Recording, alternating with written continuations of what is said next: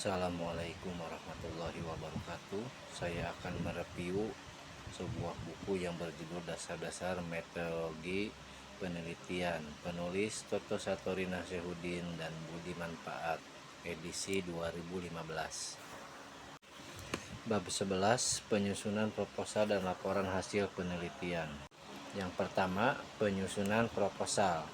Langkah-langkah utama dalam penelitian merupakan kerangka acuan yang diaplikasikan dalam proposal penelitian sehingga tujuan dari penelitian menjadi terukur dan dapat diverifikasi sesuai hasil penelitian.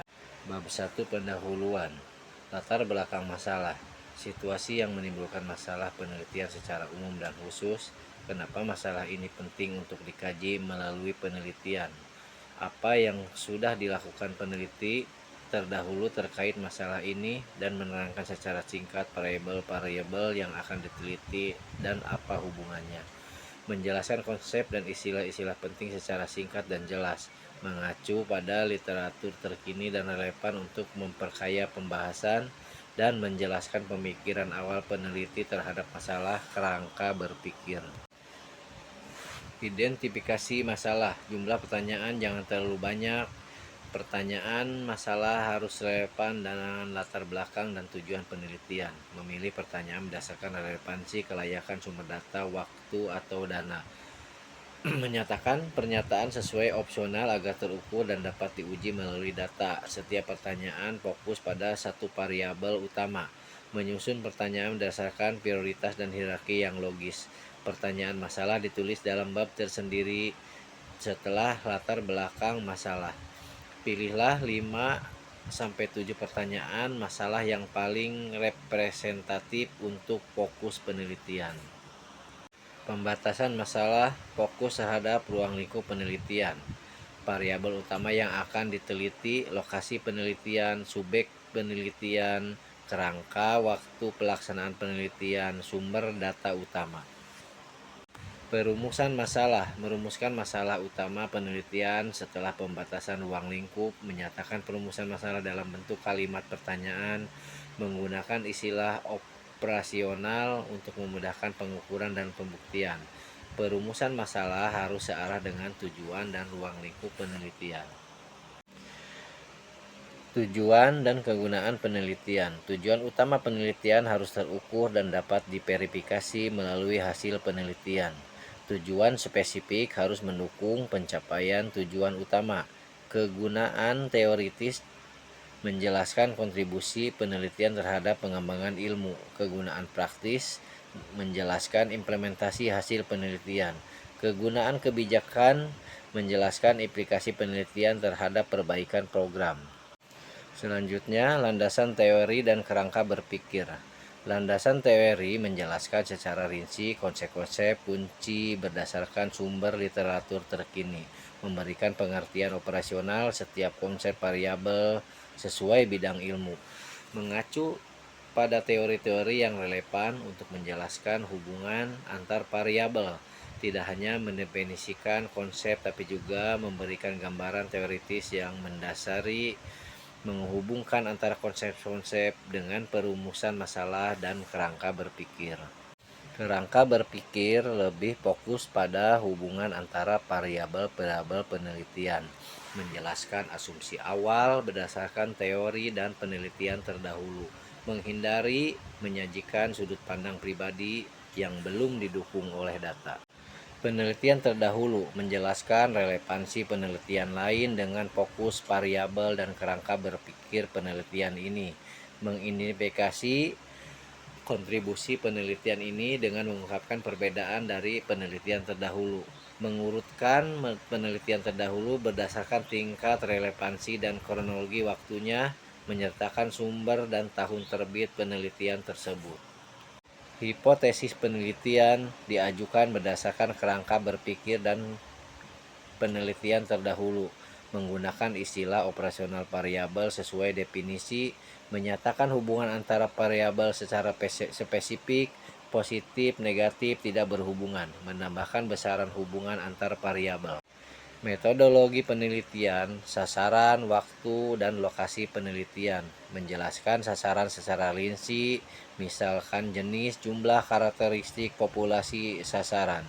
Menetapkan batasan waktu secara spesifik mulai dari persiapan hingga penyelesaian.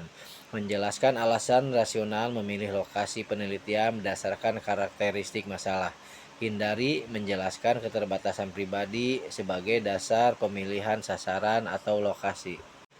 Metode penelitian memilih metode kuantitatif atau kualitatif sesuai jenis masalah dan tujuan penelitian. Metode kuantitatif digunakan untuk masalah yang bersifat mengukur dan menguji hipotesis. Metode kualitatif digunakan untuk masalah yang bersifat mendalam dan eksploratif. Menjelaskan alasan memilih metode tersebut sesuai karakteristik masalah penelitian. Populasi sampel dan teknik pengambilan sampel. Mendefinisikan populasi secara jelas beserta jumlahnya.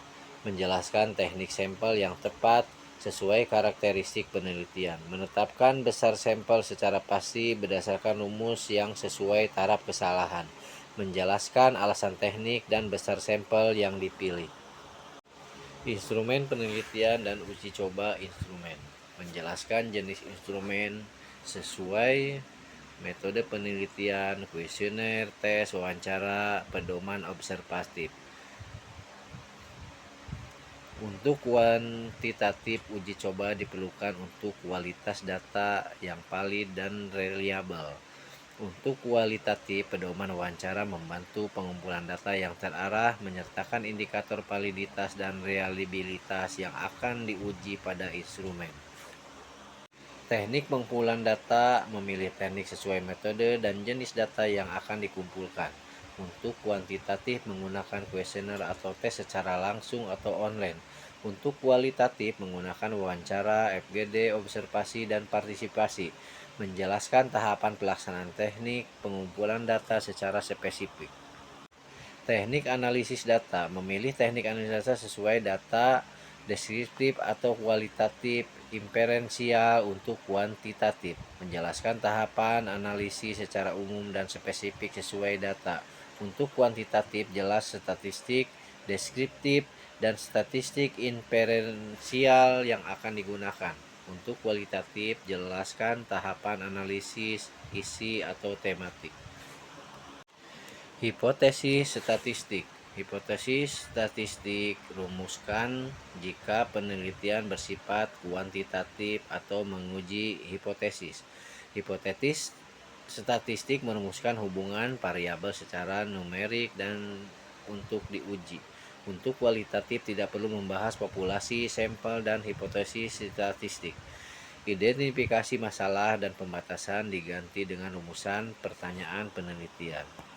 Daftar pustaka merupakan sumber rujukan utama yang mendukung argumentasi penelitian, menyertakan secara lengkap karya-karya yang dicantumkan dalam teks termasuk sumber online, mengatur urutan daftar pustaka secara alfabet berdasarkan nama penulis. Daftar pustaka ditulis sesuai dengan style guide, AVA, MLA, Chicago, dan lain-lain. Tata cara penulisan laporan hasil penelitian. Menghindari untuk menulis dengan cara bercerita. Ditulis harus secara sistematis dan ilmiah. Menyiapkan bab penelitian sesuai metodologi mulai dari latar belakang hingga kesimpulan. Menjelaskan langkah demi langkah secara rinci namun padat, serta tabel atau gambar jika diperlukan. Memvalidasi hasil dengan teori dan penelitian terdahulu. Menjelaskan kontribusi penelitian. Menggunakan bahasa yang sistematis, konsisten, dan mudah dipahami oleh pembaca. Waktu menulis laporan. Mempersiapkan outline kerangka kerja laporan sebelum menulis. Menyusun data sesuai bab yang telah ditetapkan dalam kerangka kerja. Menentukan batas waktu penyelesaian penulisan laporan secara spesifik. Melakukan review dan koreksi berkala selama proses penulisan. Mengajukan laporan ke pembimbing untuk review sebelum penyelesaian akhir.